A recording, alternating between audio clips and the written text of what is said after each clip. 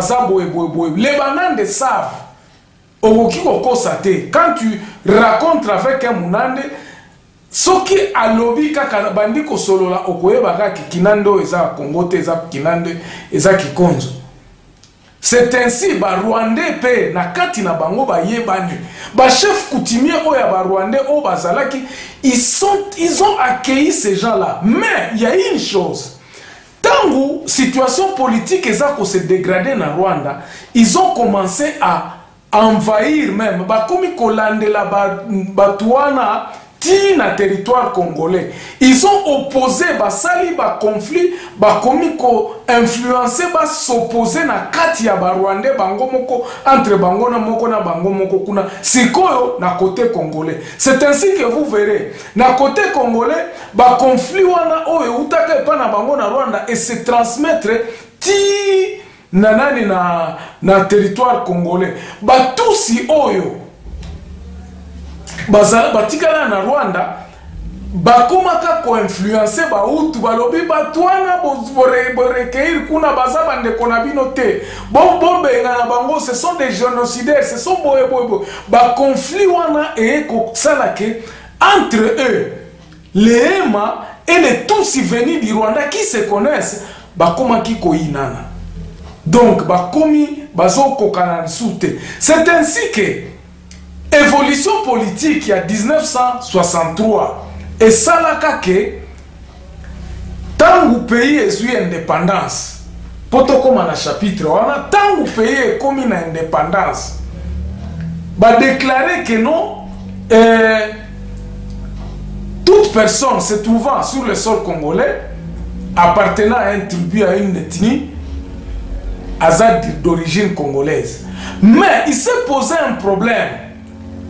Nakati ya ba Rwandais wana oyo batikala bazalaka wana tango ya nani, il y a eu déjà un conflit entre eux parce qu'il y avait des Hutus et les Tutsi qui ne s'attendaient pas. Na ba côté mususu côté Banyamulenge qui était aussi de Tutsi mais qui était vers l'Uvira bao bakende côté Mulenge kuna. Donc bayoka na kate entre bango. Ainsi ba politique na bango kuna na Rwanda ba komi ko influencer ba Tutsi ba boma bandeko na bango na ba Hutu. Donc le conflit s'est exporté. Il s'est posé maintenant un problème chez nous en 63 où il a fallu d'abord faire une identification de tout ce qui était au Congo, ba pesa bango ba carte d'identité. Le Congo a échoué. Place wana nde ba makamunyo swana e bandi parce que à l'est aujourd'hui mutuna muto akoma ko se réclamer à Rwandais, à Congolais, à Boyboy. La situation a évolué jusqu'à ce que conflit wana ya ba Rwandais et komi ko salema ya wana guerre en 63 tellement que ceux qui étaient déjà au Congo ba tous wana bazalaka au Congo à l'indépendance ba bastanga kana Lovanium. Parmi les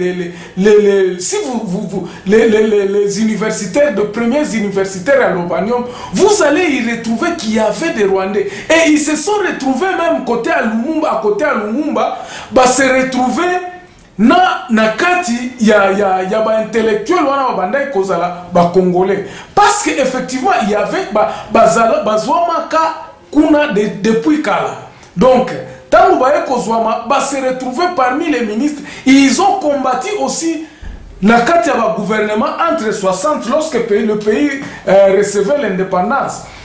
Bango bakendaka na conférence de Berlin, na conférence à l'indépendance té. Bazalaka té, mais quand les gens on a obtenu l'indépendance, ils se sont retrouvés. Donc okuta kuna barwa kabuba ba kombo zalake bela wana okotengela bino ministre de l'éducation par exemple Cyprien Wakabuba zalake wana ezalaka pe na ministre mususu Jean Neposen Ruyereka. Ça c'était aussi un Rwandais.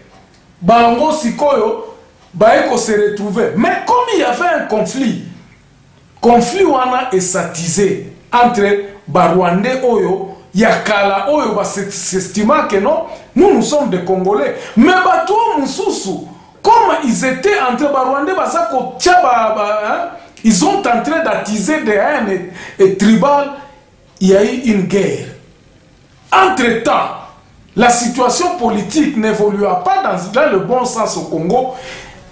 Monsieur Denis Paluku, qui est Mounande, avait proposé à ce que Congo Ezala balkanisé, donc divisé en provinces.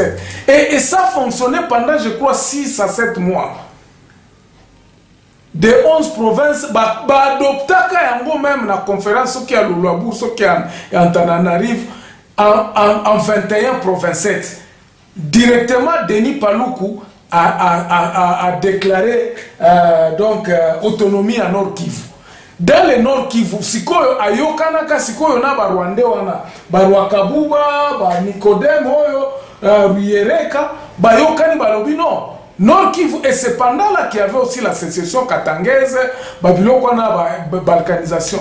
Heureusement, et où met la kate Mobutu aye, tant Mobutu a eu indépendance, a bêti coup d'état banani wana. Après l'indépendance, en 63, Mobutu a combien? En 65 ans, Mobutu a bêti coup d'état. A déclaré l'Ikambouana et ça a zongi ici 11 provinces. Et puis a imposé Pekuna. C'est ainsi que vous allez voir que Basoda et Belé au Baoutaka na ouest, parce qu'à ce moment-là, la langue parlée à Basoda Zalaka Lingala. Bakendaka ko s'installer côté à Beni kuna basalaka.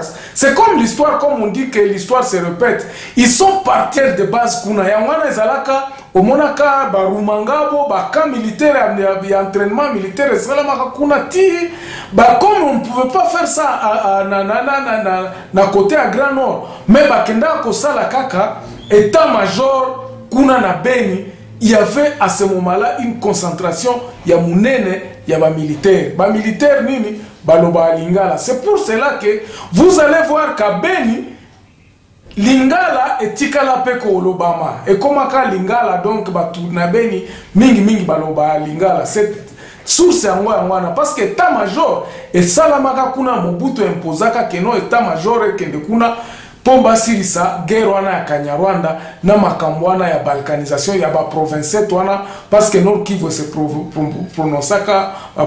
Pendant ce temps-là, Denis Paluku, Barwakabuba, na ba Nicodème, babenga maka na Kinshasa, bakotaka na gouvernement, il y avait un gouvernement d'union nationale. Vous comprenez maintenant que, à ce moment-là, na ba Rwandais, ba technocrate ba Rwandais bazalaki, ces Rwandais là, s'opposant à ces Rwandais qui venaient du Rwanda, baeba ki babite baoyo bazaba Rwandais babiso batoto zalaki kotoyo ndeto ça parce que le conflit reste entre eux les Tutsis et les Hutus. Unitarisme a été prôné. Tatabo moko liboke moko. Vous voyez maintenant le revers à médaille. Il y a Bissomoko Balobite, Moutounyo Saza Congolais, tout ça, Makambouana tribu et Zalakate. On a prôné que Makambouana tribu, on a Tobo Yango, surtout tant que l'Ikambouango évolué. Imagine-toi de 65, Makambouana tribalisme maintenant est cotaté. Et cotaté, on n'avait même pas encore en tête d'attendre le mot tribalisme. Non. Et Yaka Zalakate. Tu évolué, le Congo a évolué, on n'avait pas fait d'identification. Ti tu es koma na 1970, 71, 72, na 77 tango babandi ko luka ba commissaire d'état, ba commissaire du peuple. Ezalaka ba commissaire du peuple, je crois, commissaire du peuple ko commissaire biloko na ya nani. C'est à ce moment-là qu'il y a eu commencement de discussion. Ba discussion bandi kozala parce que ba Rwandais oyo ba komi koloba te ezana ba Rwandais mususu baza ba Congolais te bango moko ba bandi koloba ezana ba Congolais mususu baza ba Congolais te parce que ce sont des réfugiés que nous avons accueillis ba kota awa na 59 avant une semaine avant l'indépendance toyebi ke baza ba réfugiés. Ezana neti par exemple ba tubaye sikoyo ba konzo oyo Uganda baye bakokuta biso ba Congolais bakonzo toyebi ke bango baza bakonzo. Et c'est ainsi que les Mutusi s'infiltrent dans tout ça et comme un conflit à partir tout aux alentours et à côté à Mobutu. Vous connaissez vous-même trafic d'influence Nengeni Nebandai Kosalema. Il y avait une trafic d'influence terrible à ce moment-là. Trafic d'influence Moko Yamakasi. Donc, les Rwandais se retrouvant à côté de Mobutu ont commencé à diaboliser les leurs, les Bandeko Nabango. Mais malheureusement, les Rwandais ont après, bazalaka na force économique, bazalaka na mbongo. C'est ainsi que baeko détourner eloko wana. Tangu baeko kota bakomi côté ya Masisi kuna, il y a eu conflit. Rwandais bakomi ebele oyo ya Rwanda ke Rwandais oyo bazwaki wana sikoyo. Tangu baeko koma bazui basali ba ferme na bango, c'est ainsi qu'ils ont commencé à corrompre Mobutu tout ça habité biloko wana totika ngo toyo kanaka kabiso ba Rwandais makambo wana esila. C'est ainsi que ils ont influencé na sous 58 ba corrompre ba tebele même des politiciens. Ba politiciens msusu oyo tango ezalaki ka il fallait que ça la recensement. Recensement et o liboso ezalaka échec total parce que on n'avait pas recensé toute la République et ko échoué. En 78 ce recensement msusu salemi. En 87 sur le document que je vous avais montré ici l'autre fois, recensement est soukaki parce que les tous ils se sont opposés. Effectivement, il y a eu un problème parce que vous comprendre bino moko atalelo makambo eza ko salema na est et yaka batu ya ouest bazo comprendre likambo salema te. Il ne faut aucun effort pour comprendre likambo ngo ndenge nini azate ndenge nini ezali na ndenge pe ya ko trouver solution. Donc les conflits à l'est ça concerne de moins en moins les gens de l'Ouest. Et c'est ça le problème du Congo. Donc, à un certain moment, on peut prendre des mesures, mais regardez ce qui se passe. On a envoyé des journalistes à Beni. Aujourd'hui, on parle de moins en moins de Beni à Kinshasa. Ils sont préoccupés par d'autres histoires. L'histoire de Beni, on les recadre un peu en arrière-bâti Kiango. Et c'est dans cette léthargie que l'assassin, le balkanisateur profite. Parce qu'on ne veut pas résoudre ce problème-là jusqu'à la... Donc, lorsqu'on commence à trouver des solutions, batiki likambango pe etikalika ndengwana solution ezwamite. Ce n'est pas en envoyant le militaire à l'est en surmilitarisant Beni que vous trouverez des solutions au massacre. Non, il faut faire face, il faut tout le surtout pour que likamwana est la soute. Comme Mobutu avait fait. Mobutu azwaka solution pour na Gainani guerre Kanyarwanda lobi makambo ya 21 province wana ezate tokolong tozongi. Il s'était imposé. Aujourd'hui, certaines langues disent que non, il nous faut une dictature, il nous faut Babylone comme Soussou. Peut-être, mais moi je ne sais pas, mais il faudrait que ça et là comme on est dans bon sens. Ainsi, Rwandais, Komaki économiquement fort. Les Rwandais, donc ceux qui sont venus. Alors, les Rwandais autochtones se sont dit non, Makambo, Eza bien été. C'est ainsi que la guerre du Kanyarwanda, la guerre du Kanyarwanda, il y a eu les Banyanga, les Tembo et les qui sont